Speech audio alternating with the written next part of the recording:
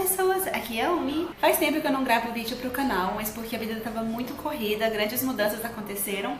Quem me segue nas redes sociais já sabe o que é, mas como é um assunto que muitas pessoas têm curiosidade e pelo menos em português não tem tanto desse material assim de informação pra quem tá no Brasil, eu decidi fazer um vídeo contando sobre como conseguir um emprego na Coreia. Não necessariamente como conseguir um emprego na Coreia, mas pelo menos dar algumas dicas do passo a passo. Eu perguntei no Twitter e no Instagram algumas dúvidas que vocês poderiam ter e eu juntei, porque muitas dúvidas são parecidas, então eu juntei meio que na ordem do processo de como as coisas acontecem na vida para poder passar para vocês as informações. Tiveram duas dúvidas que foram muito recorrentes e eu não vou respondê-las, por quê? Quando eu pedi para vocês mandarem as suas dúvidas, eu pedi especificamente para dúvidas sobre conseguir um emprego sem ser como estudante, porque eu já fiz um vídeo sobre trabalhar como estudante, como conseguir estágio, o processo e tudo mais no meu canal. Então, como eu já fiz um vídeo sobre isso, eu não vou responder as mesmas perguntas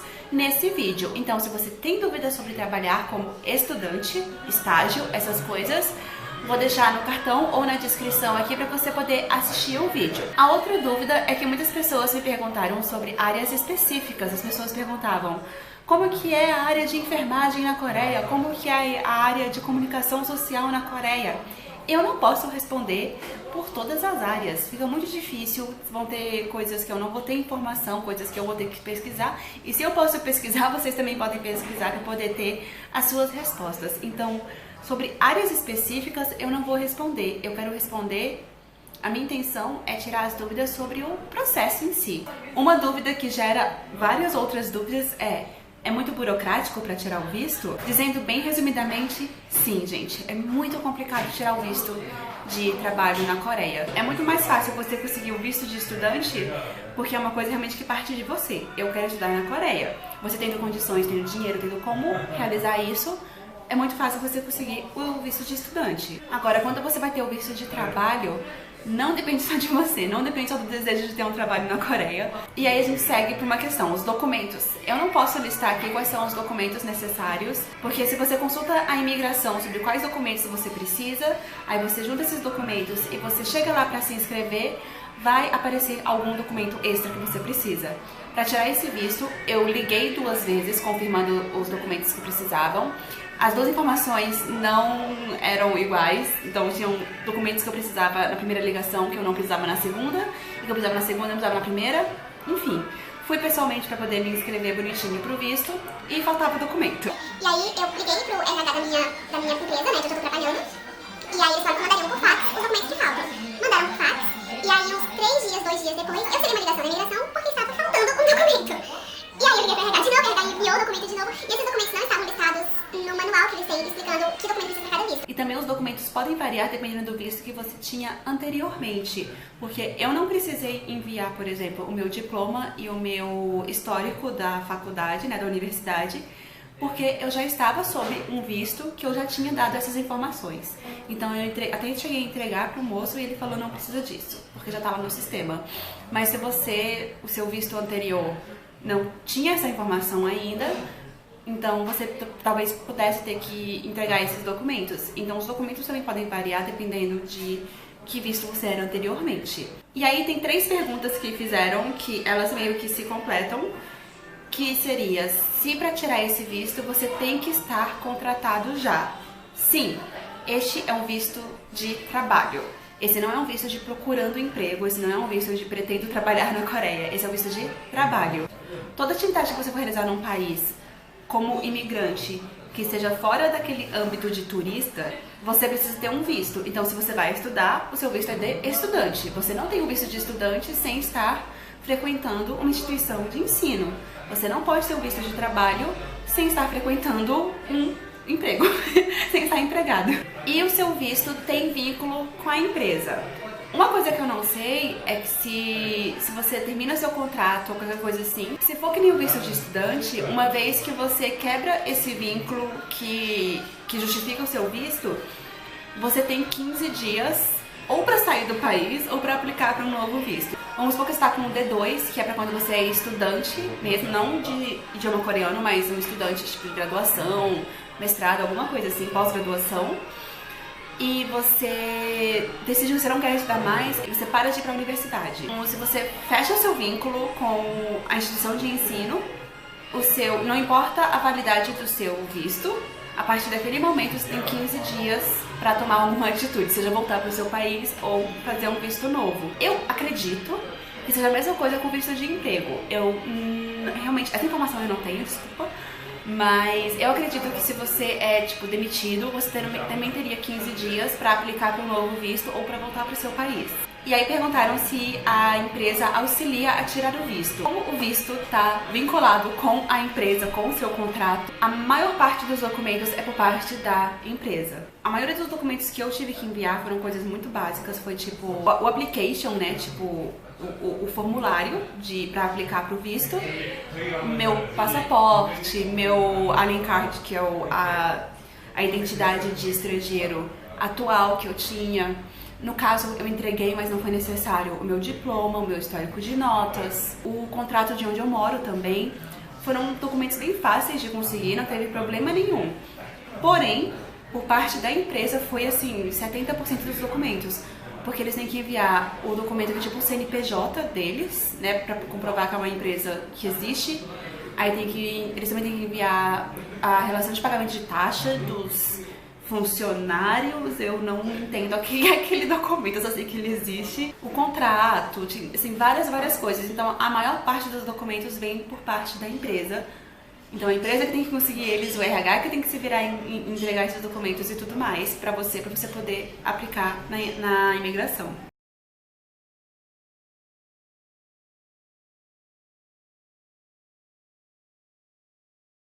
Me perguntaram se era possível tirar o visto antes de conseguir o emprego.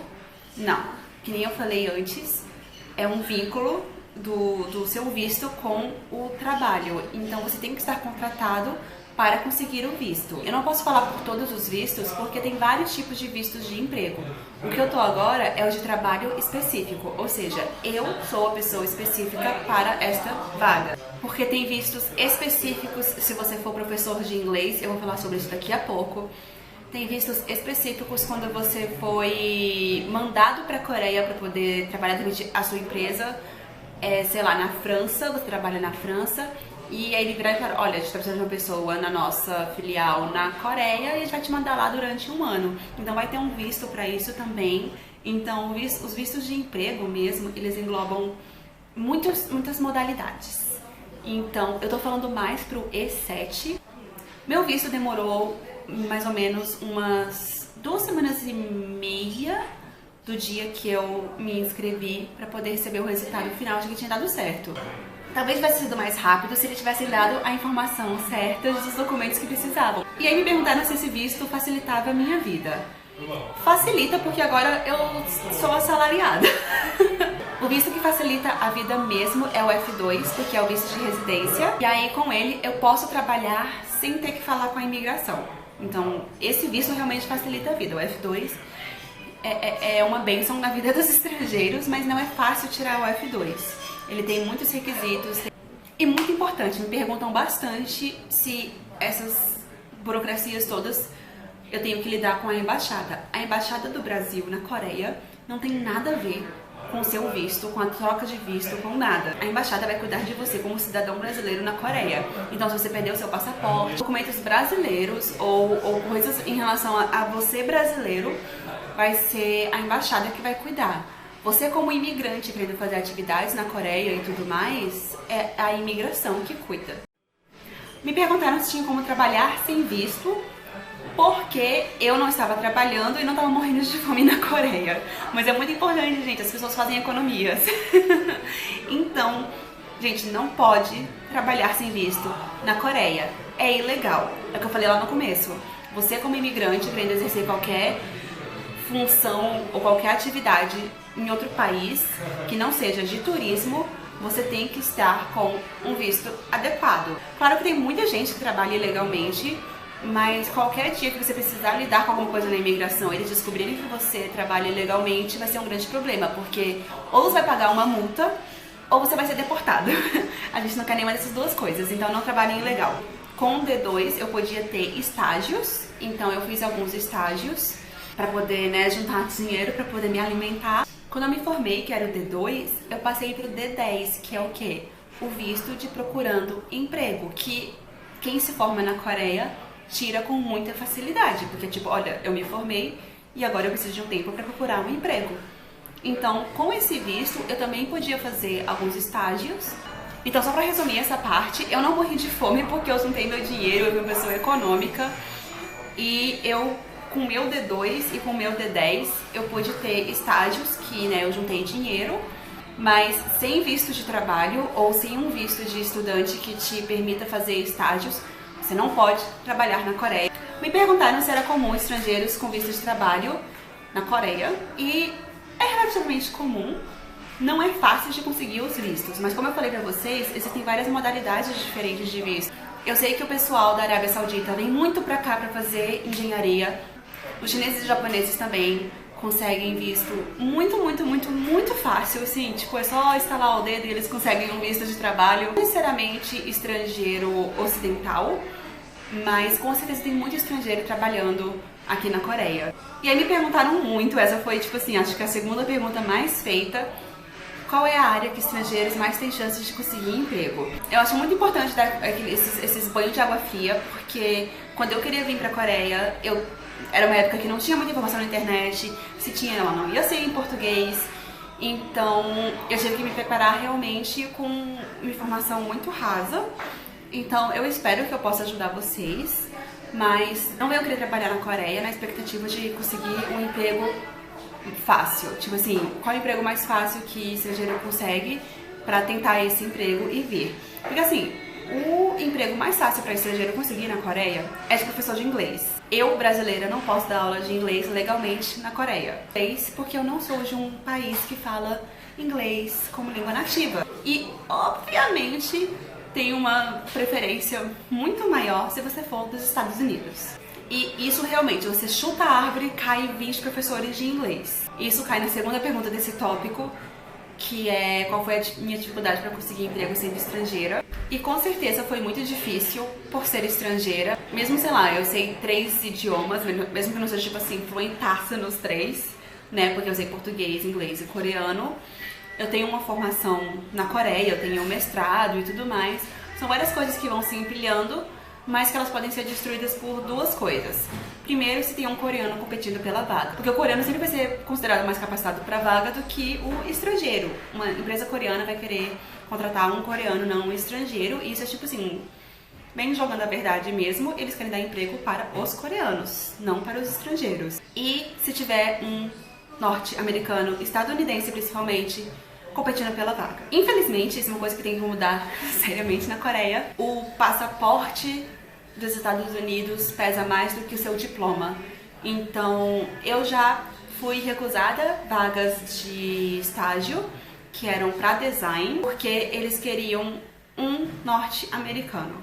A vaga não precisava de comunicação em inglês, precisava de comunicação em coreano.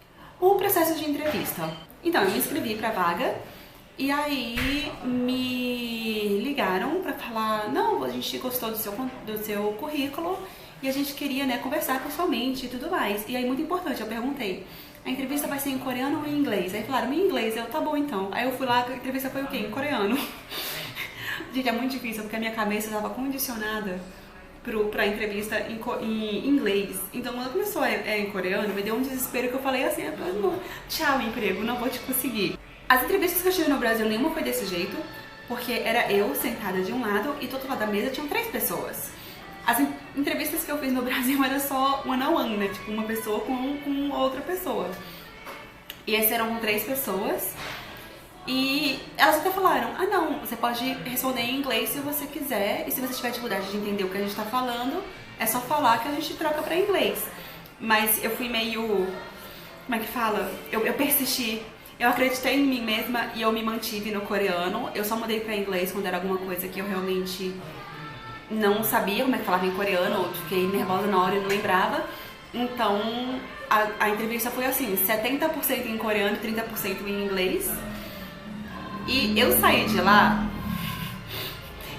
eu liguei pro Gu e falei: você está livre agora porque eu preciso chorar porque a minha entrevista foi horrível, eu vou ficar sem emprego, pobre neste país, morrendo de fome.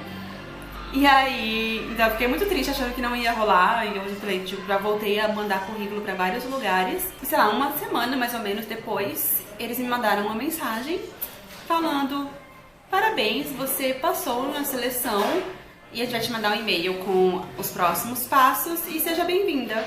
E eu fiquei assim... Mas mesmo assim, as minhas esperanças estavam meio que baixas ainda por causa de tirar o visto. Porque mesmo que a empresa queira te contratar, se a imigração diz não, é não. Então durante os 2 primeiros meses de trabalho, eu estava em estágio probatório, então eu ainda estava no D10. E aí sim, depois que eles falaram, ok, você tá ok pra vaga mesmo, a gente viu que você tá fazendo as coisas certinhas, aplica pro E7. E aí algumas coisas relacionadas à entrevista que me perguntaram. Muito importante, se o nível de coreano importa. Importa. Não necessariamente vão exigir que você tenha o TOPIK, que é a prova de proficiência de coreano. O TOPIK, ele só vai provar com mais facilidade o seu nível de coreano. Você vai estar lá, eu tenho o TOPIK 3, eu tenho o TOPIK 4. Aí eles vão pensar, ok, então ela já fez a prova, ela sabe falar coreano. Mas de repente você pode só falar, tipo assim, falo coreano fluentemente. E aí te chamam pra entrevista e eles confirmam que você sabe falar coreano mesmo, ou que você não sabe falar coreano, também pode acontecer. Então, não necessariamente você tem que ter o TOPIK. Pro meu E7, eu não precisei do TOPIK. Mas conhecimento de coreano é fundamental, porque vamos supor que você vai trabalhar 100% com tradução, um exemplo de inglês para português. Você ainda assim vai estar trabalhando dentro de uma empresa coreana, você ainda assim vai estar na Coreia do Sul lidando com coisas coreanas. Os únicos estrangeiros que eu vejo não sabendo nada de coreano neste país e ainda assim conseguindo visto são os professores de inglês. Claro que tem algumas exceções, né? Tem um pessoal que às vezes vai trabalhar com uma coisa muito específica dentro de uma empresa e eles não sabem coreano, nada.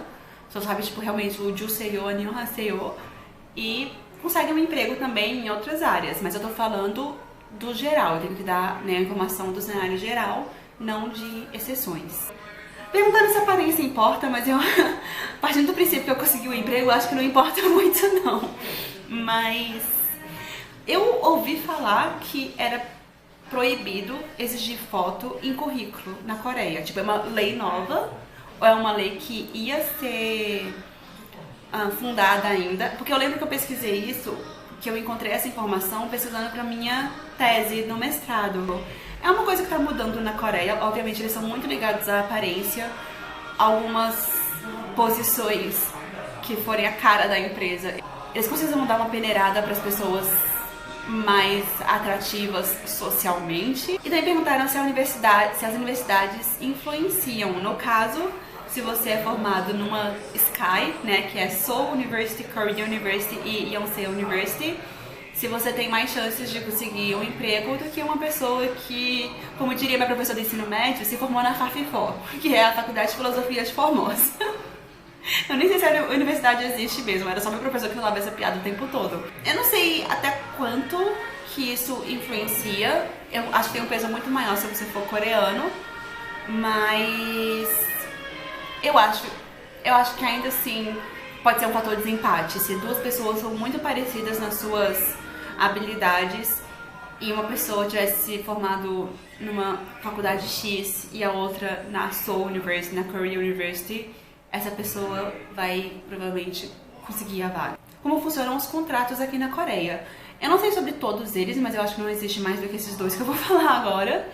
Obviamente teve o que eu entrei primeiro, que eu fiquei esses 2 meses, que ele meio que conta como estágio probatório mesmo, mas dentro da empresa, assalariado, trabalhando, né, regularmente, tem 2 contratos, tem 2 tipos de contratação, que é o por contrato, que é chamado de 계약서, e tem o contrato permanente ou irregular, que é o 정규직.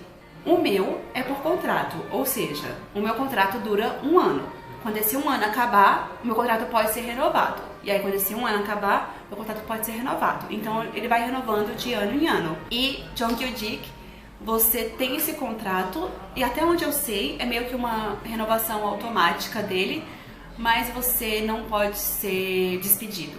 No meu Gayakso, que é por contrato, se eles acordarem amanhã e falarem a gente não quer mais você trabalhando aqui, eles podem me demitir só dando um aviso prévio.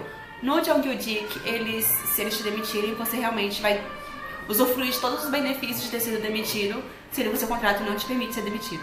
É mais ou menos isso. Eu tô explicando de uma forma bem ampla, mas você tem o Jonghyudik que te dá uma segurança no emprego e o Gayakso é só por contrato, geralmente de ano em ano. E aí como funciona a carga horária? Aqui na Coreia, geralmente você ou trabalha das 9 às 6 ou das 10 às 7. E algumas empresas, que é o caso da minha, a gente tem o que a gente chama de core time, que é naquele horário você tem que estar trabalhando.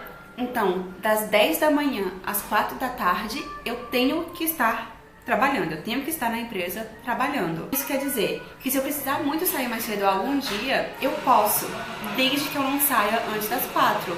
Então, vamos supor que eu cheguei às 9, trabalhei até às 4 da tarde, saí mais cedo 2 horas, né? 4, 5, 6, saí mais cedo 2 horas naquele dia. Então, no dia seguinte, eu trabalho as minhas horas normais até às 6 e reponho mais 2 horas do dia anterior. Então, eu posso trabalhar até às 8.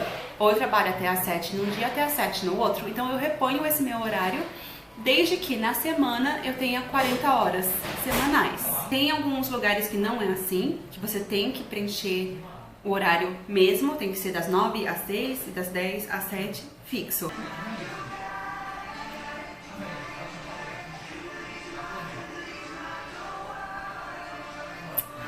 Tiveram muitas perguntas, não tem como eu responder todas elas. Então, se de repente esse vídeo receber muita atenção de vocês e vocês tiverem mais dúvidas que surgiram por causa das minhas respostas, vocês podem perguntar aqui embaixo, que de repente eu posso fazer uma parte 2. Então é isso, espero que vocês tenham gostado do vídeo e que eu não tenha sido muito confusa explicando tudo e que tenha sanado as dúvidas mais do que confundido vocês mais. Espero que vocês tenham gostado, não esquece de deixar o seu like, se inscrever aqui embaixo, deixar seu comentário e a gente se vê na próxima.